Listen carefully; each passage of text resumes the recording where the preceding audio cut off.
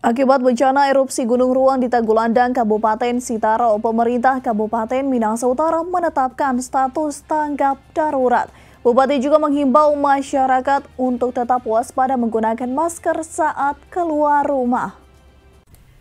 Dalam mengantisipasi dan melihat kondisi erupsi Gunung Ruang di Tagulandang, Kabupaten Sitaro, pemerintah Kabupaten Minahasa Utara menggelar rapat koordinasi bersama Forkopimda, BPBD Provinsi, Basarnas, BMKG, Kepala OPD hingga stakeholder terkait melalui Zoom meeting. Dari rapat tersebut, Bupati Minahasa Utara Joneganda mengambil kesimpulan menetapkan status tanggap darurat di Kabupaten Minahasa Utara akibat dampak dari erupsi Gunung Ruang di Tagulandang, Kabupaten Sitaro, di mana sejumlah daerah pesisir di Kabupaten Minahasa Utara berdekatan dengan Kepulauan Tagulandang.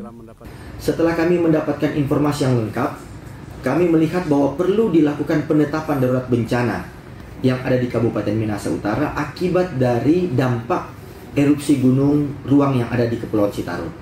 Dan langkah ini kita lakukan untuk mengantisipasi pertama apabila adanya pengungsi yang datang dari Kabupaten Kepulauan Sitaro, termasuk juga apabila terjadi pengungsi dari beberapa desa yang ada di Minahasa Utara yang letaknya berada di pulau yang berdekatan dengan Kepulauan Sitaro. Dan ini kita antisipasi, pertama kita mulai dengan pembagian masker yang kita berikan kepada masyarakat.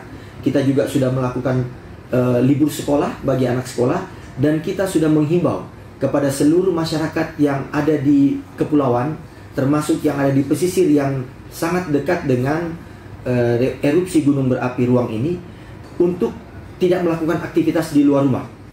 Melihat situasi tersebut, Bupati juga menghimbau masyarakat untuk tidak keluar rumah dan jika harus keluar diharapkan untuk selalu menggunakan masker.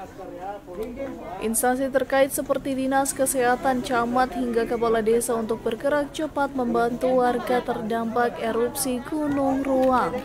Brayinumbo melaporkan untuk Kawanwa TV.